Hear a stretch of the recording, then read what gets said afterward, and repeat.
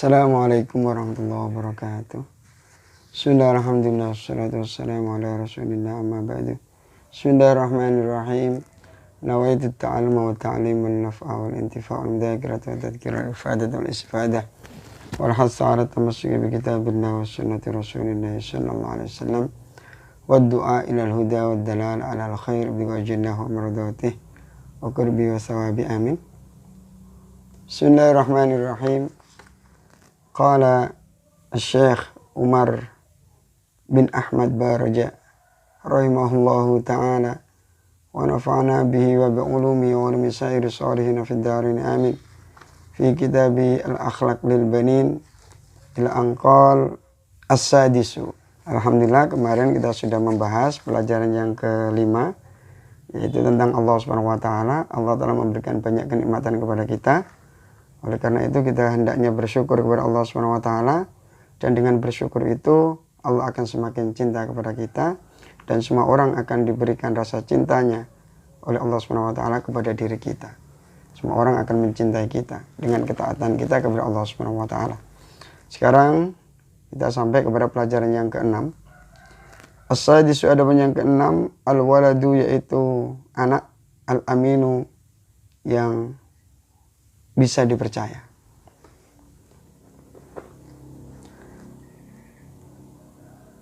Ini ada sebuah cerita, yaitu tentang ada seorang anak namanya Muhammad bersamaan dengan saudarinya.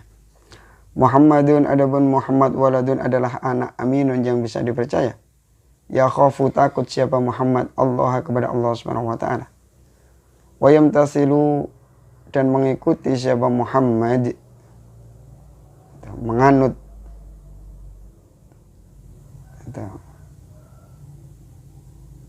mengikuti siapa Muhammad, amrohu, kepada perintahnya Allah. Wadata yaumin, dan pada suatu hari, qalat, telah berkata lahu, kepada Muhammad, siapa ukhtuhu, saudarinya Muhammad, Su'adu, yaitu Su'ad. Su'ad ini statusnya menjadi badal. Su'adun, yaitu Su'ad. Su'ad berkata begini, ya akhi, wahai saudara laki-lakiku, inna abana, sesungguhnya ayah kita, qad kharaja, itu telah keluar, minal baiti, dari rumah. Ayah keluar, di rumah tidak ada ayah. Fahlumma, maka marilah, bina, bersama kita, naftah, kita membuka, khizanat at-ta'ami, kepada lemari makanan. Kalau sekarang apa? Kulkas. Kita buka lemari makanannya, tidak ada ayah. Linakula, agar kita makan. Pada perkara fiha, yang berada di dalam khizanat at-ta'am, ada lemari makanan. Apapun yang ada di lemari makanan kita makan. Minal makulati, dari beberapa makanan-makanan. Al-makulat jamak. Alladzidati, yang lezat, yang enak. Fa'abuna, maka adapun ayah kita, la yanzuru, itu tidak melihat, ilaina, kepada kita. Ayah tidak melihat kita, makan saja. Nah. Setelah diajak saudarinya seperti itu, fa'ajaba, kemudian menjawab kepada Su'ad, siapa Muhammadun, Muhammad. Kemudian Muhammad berkata kepada Su'ad, hakikatan, sebenarnya, ya ukhti, wahai saudariku, inna abana, sesungguhnya ayah kita, la yanzuru, itu tidak melihat, ilaina, kepada kita. Walakin, dan akan tetapi, ama ta'lamina, adakah engkau tidak mengetahui, annallah, sesungguhnya Allah, huwa, yaitu Allah, alladzi, yaitu zat, yang duru, yang selalu melihat, ilaina, kepada kita. Lupakah engkau? Akan tetapi, tidak tahukah engkau bahwa sesungguhnya Allah Subhanahu wa taala itu zat yang selalu melihat kepada kita? Ini disebut maqam muraqabah, maqam muraqabah, bahwa kita harus selalu merasa dipantau oleh Allah dimanapun kita berada. Orang itu kalau selalu merasa dipantau oleh Allah, dia hidup di tanah suci, dia takut dosa. Dia hidup di Madinah, dia takut dosa. Dia akan menjadi orang baik. Bahkan dia hidup di pasar, dia menjadi orang baik karena merasa dipantau oleh Allah. Bahkan ketika dia hidup di dimanapun, dia di Texas, ya, di Barat, di Australia, dimanapun, di Cina, di Jepang, di Amerika, dia akan selalu merasa dipantau oleh Allah. Dan dia akan melakukan kebaikan karena dia merasa dipantau oleh Allah. Dia akan selalu mencari ridha Allah SWT. Dan dia tidak akan menyakiti hati hamba-hamba Allah. Hatinya saja tidak disakiti, apalagi organnya, apalagi tubuhnya. Ini orang-orang yang selalu merasa dipantau oleh Allah SWT. Makhluk-makhluk itu ciptaan Allah, dan Allah pasti sayang kepada ciptaannya. Kalau ciptaannya itu kita sakiti, Allah akan marah.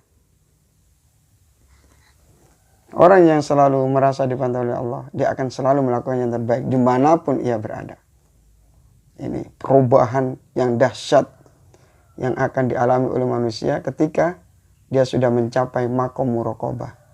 Apa yang dilakukan? Selalu ingin yang terbaik, karena dia ingin mendapatkan ridha Allah SWT. Sebagaimana kisah ini, Muhammad bersama dengan Su'ad, saudarinya. Fadhari, maka takutlah engkau wahai perempuan, atau hindarilah wahai perempuan, misla hadal amali, sebagaimana pekerjaan ini, al-qabihi, yang jelek.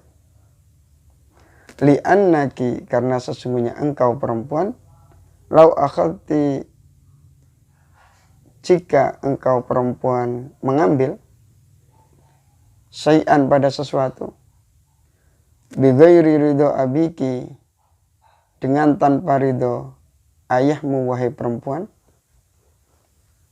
fa innallaha, maka sesungguhnya Allah, yaudhabu, itu akan murka, alaiki, atas dirimu perempuan, wa sawfa yu'aqibu, dan akan menghukum, menyiksa, menghukum siapa? Rabbuka, siapa? Allah, ki, padamu perempuan. Takutlah wahai engkau perempuan atas, wahai engkau saudariku, atas perbuatan yang jelek ini. Karena jika engkau mengambil sesuatu tanpa ridho ayahmu, maka sesungguhnya Allah akan murka padamu dan akan menyiksamu. Fakhafat, kemudian takut siapa? Su'ad takut. Aduh, gimana ini? Wastahat, dan malu siapa? Su'ad. Min su'i niyyatiha, karena jeleknya niatnya Su'ad, atau dari jeleknya niatnya Su'ad. Dia malu. Waqalat, dan berkata siapa? Su'ad, sahihun, itu benar, kalamuka, apa ucapanmu wahai laki-laki, ya akhi, hai saudara laki-lakiku, wa ashkuru, dan aku berterima kasih kepadamu wahai saudara laki-lakiku, katsiran, dengan sangat banyak. Benar katamu wahai saudaraku. Kalau diingatkan itu mestinya berterima kasih. Ada orang menasihati kita, kita berterima kasih. Man ahabbaka nasahaka, barang siapa cinta padamu, sayang padamu, dia akan menasihatimu. Makanya kalau ada orang tua sering marah, sering menasihati, itu bukti orang tua kita itu cinta sama kita. Ada guru kita keliru dipanggil, dinasihati di kantor atau di mana, ini berarti orang-orang itu sayang sama kita. Kalau kita keliru dibiarkan, ya itu tidak sayang.